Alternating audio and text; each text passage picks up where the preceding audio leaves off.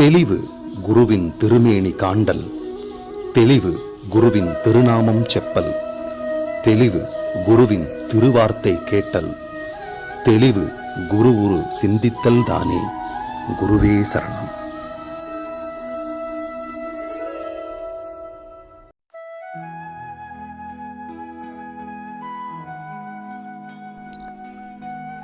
வணக்கம். நான் உங்க ஆத்ம நண்பன் பேசுறேன். பிரம்மஸ்ரீ தவத்திரு திருச்சிற்றம்பல சாது சித்தர் என்னோட குருநாதர் அவர்களுடைய மலர் பாதங்களை வணங்குறேன். தற்போது உங்களுக்குள் ஒரு மௌன உரையாடல் நிகழ்ந்து கொண்டிருக்கிறது. ஆனால் நம்மில் பெரும்பாலானோர் அதை பற்றி முற்றிலும் அறியாமல் இருக்கிறோம். அது வார்த்தைகளை பயன்படுத்துவதில்லை, தர்க்கத்தை பின்பற்றுவதில்லை. ஆனாலும் அது உங்கள் வாழ்க்கையின் ஒவ்வொரு அனுபவத்தையும் வடிவமைத்துக் கொண்டிருக்கிறது.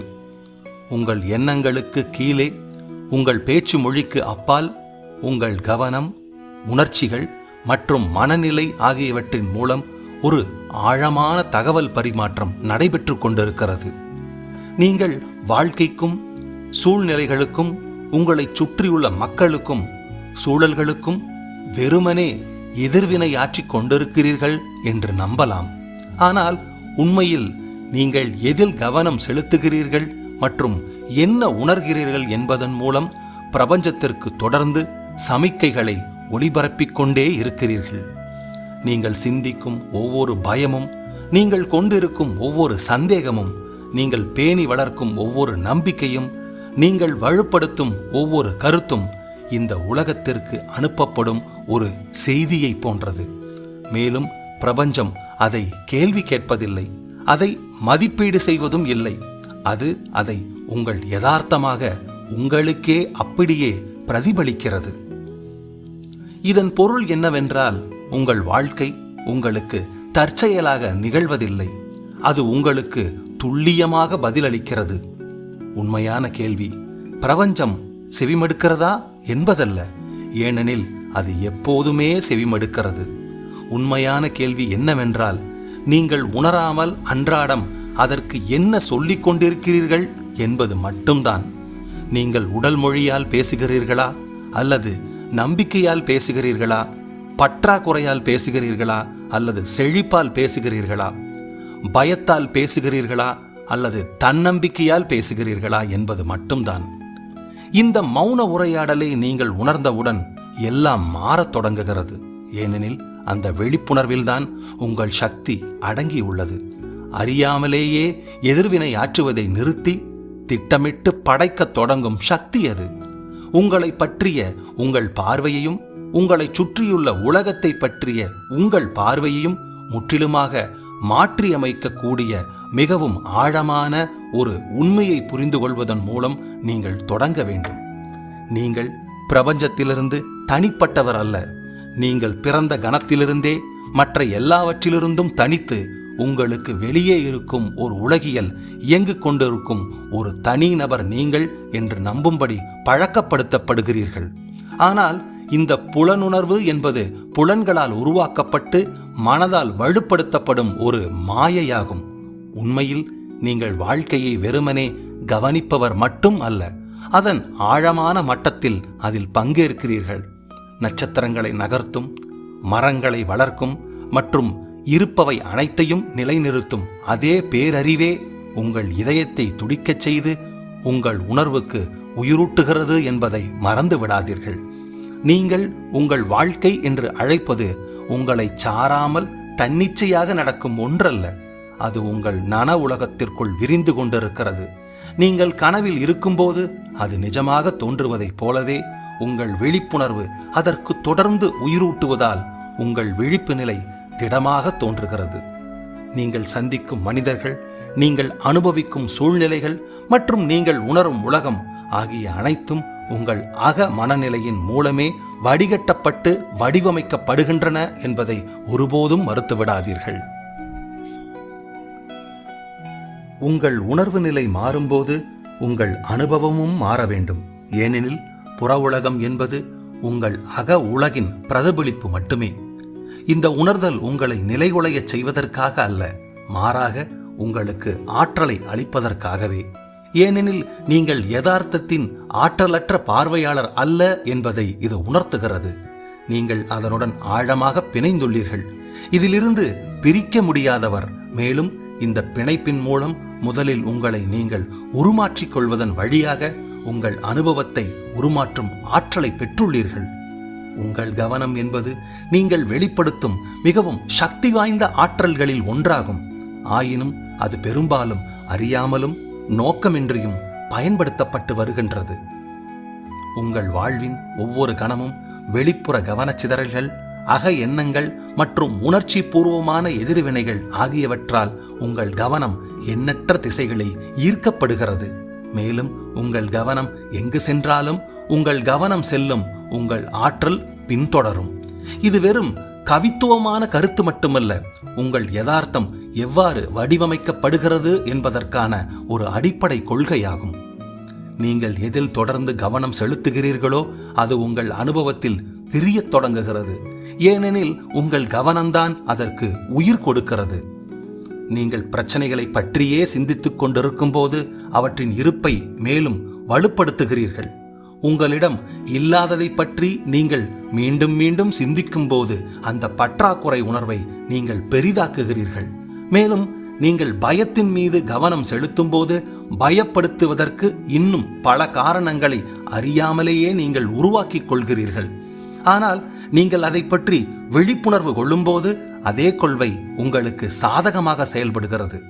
உங்களுக்கு ஊக்கமளிக்கும் விஷயங்கள், உத்வேகம் தரும் விஷயங்கள் மற்றும் நீங்கள் உருவாக்க விரும்பும் வாழ்க்கையுடன் ஒத்துப்போகும் விஷயங்கள் ஆகியவற்றின் மீது உங்கள் கவனத்தை வேண்டுமென்றே செலுத்தும் போது உங்கள் முழு அகநிலையும் மாற்றத் தொடங்குகிறீர்கள். இதன் பொருள் யதார்த்தத்தை புறக்கணிப்பதோ அல்லது சவால்கள் இல்லை என்று பாசாங்கு செய்வதோ அல்ல, மாறாக அவற்றுக்கு தேவையற்ற ஆற்றலை அளிக்க மறுப்பதாகும். உங்கள் ஆற்றலை சோர்வடைய செய்யும் விஷயங்களிலிருந்து உங்கள் கவனத்தை விலக்கி உங்களுக்கு வலுவூட்டும் விஷயங்களின் பக்கம் திருப்புவதன் மூலம் உங்கள் படைப்பாற்றல் சக்தியின் மீதான கட்டுப்பாட்டை நீங்கள் மீட்டெடுக்கிறீர்கள். இவ்வாறு கவனம் என்பது வெறும் ஒருமுகப்படுத்தலை தாண்டி உங்கள் வாழ்வில் எது வளர வேண்டும், எது மங்கி போக வேண்டும் என்பதை நீங்கள் உணர்வு பூர்வமாக தீர்மானிக்க உதவும் ஒரு உருமாற்ற கருவியாக மாறுகிறது. மனம் பெரும்பாலும் கருதுவதை விட பிரபஞ்சம் மிகவும் எளிமையான முறையில் இயங்குகிறது. ஏனெனில் அது கடந்த காலத்திற்கோ அல்லது எதிர்காலத்திற்கோ அல்லாமல் இந்த தருணத்தில் உண்மையானவற்றுக்கு மட்டுமே பதிலளிக்கிறது. ஆயினும் பெரும்பாலான மக்கள் தங்கள் வாழ்நாளை கடந்த காலத்தை அசை போடுவதிலோ அல்லது எதிர்காலத்தை எதிர்பார்த்து கொண்டோ செலவிடுகிறார்கள். இதன் மூலம் உண்மையான படைப்பு நிகழக்கூடிய ஒரே புள்ளியான நிகழ்காலத்திலிருந்து தங்களை அறியாமலேயே துண்டித்துக் கொள்கிறார்கள். நான் வெற்றி பெறுவேன், ஒரு நாள் நான் மகிழ்ச்சியாக இருப்பேன் என்பது போன்ற விஷயங்களை நீங்கள் கூறும்போது மேலோட்டமாக பார்க்க அது நேர்மறையாக தோன்றலாம். ஆனால் ஆழமாக பார்க்கையில் வெற்றியும் மகிழ்ச்சியையும் தற்சமயம் உங்கள் யதார்த்தத்தின் ஒரு பகுதியாக இல்லை என்பதை நீங்களே உறுதிப்படுத்துகிறீர்கள். மேலும் பிரபஞ்சம் உங்கள் தொலைதூர நம்பிக்கைகளை விட உங்கள் தற்போதைய மனநிலைக்கு ஏற்ப செயல்படுவதால் அந்த வெறுமையை அது தொடர்ந்து உங்களுக்கே பிரதிபலிக்கிறது. இதனால்தான் நம்புவதிலிருந்து செயல் வடிவம் கொடுப்பதற்கு மாறுவது அவசியமாகிறது. உங்கள் ஆசைகளை எதிர்காலத்தில் வைப்பதற்கு பதிலாக அவை ஏற்கனவே உங்கள் தற்போதைய அனுபவத்தின் ஒரு பகுதியாக இருப்பது போல் நீங்கள் உணரத் தொடங்குவீர்கள். நிறைவு, நன்றி உணர்வு மற்றும் தன்னம்பிக்கை ஆகிய உணர்வுகளை பின்னர் அல்ல, இப்போதே அனுபவித்த உங்களை அது அனுமதிக்க நீங்கள் அனுமதியுங்கள். இது பாசாங்கு செய்வதை பற்றியோ அல்லது நம்பிக்கையை திணிப்பதை பற்றியோ அல்ல, மாறாக நீங்கள் உருவாக்க விரும்பும் யதார்த்தத்துடன் உங்கள் அகநிலையை சீரமைப்பதை பற்றியது என்பதை மனதில் கொள்ளுங்கள். உங்கள் எண்ணங்கள், உணர்ச்சிகள் மற்றும் அடையாள உணர்வு ஆகிய அனைத்தும் நீங்கள் விரும்பியதை ஏற்கனவே பெற்றிருக்கும் உங்கள் வடிவத்தை பிரதிபலிக்க தொடங்கும் போது நீங்கள் அந்த யதார்த்தத்துடன் ஒரு நல்லிணக்க நிலையை அடைகிறீர்கள். அந்த ஒருங்கிணைப்பில் நீங்கள் இருக்கும் நிலைக்கு நீங்கள் இருக்க விரும்பும் நிலைக்கும் இடையிலான இடைவெளி கரையத் தொடங்குகிறது. ஏனெனில் நீங்கள் இனி வாழ்க்கை மாறுவதற்காக காத்திருப்பதில்லை, மாறாக ஏற்கனவே மாறிவிட்ட ஒருவராக அதை எதிர்கொள்ள ஆரம்பிக்கிறீர்கள். உங்கள் வாழ்க்கையை உண்மையாக மாற்றியமைக்க நீங்கள் அகங்காரம் என்னும் குறுகிய அடையாளத்திற்கு அப்பால் உங்கள் உணர்வை விரிவுபடுத்த தொடங்க வேண்டும். ஏனெனில் நீங்கள் போராட்டமாக உணரும் பெரும்பாலானவை பரந்த மற்றும் கணிக்க முடியாத ஒரு உலகத்தை கட்டுப்படுத்த முயற்சிக்கும் ஒரு சிறிய தனித்த சுயமாக உங்களை பார்ப்பதிலிருந்தே வருகின்றன. அகங்காரம் உங்கள் எதிரி அல்ல, ஆனால் அது முழுமையற்றது. கடந்த கால பழக்க வழக்கங்கள், அச்சங்கள் மற்றும் கற்றுக்கொண்ட வடிவங்களின் அடிப்படையில் நீங்கள் யதார்த்தத்தை புரிந்து கொள்ளும் ஒரு குறுகிய கண்ணோட்டமே அது. நீங்கள் இந்த அளவிலான விழிப்புணர்விலிருந்து மட்டுமே வாழும்போது தானாகவே எதிர்வினையாற்றுகிறீர்கள். அதே உணர்ச்சி சுழற்சிகளை மீண்டும் மீண்டும் செய்கிறீர்கள்.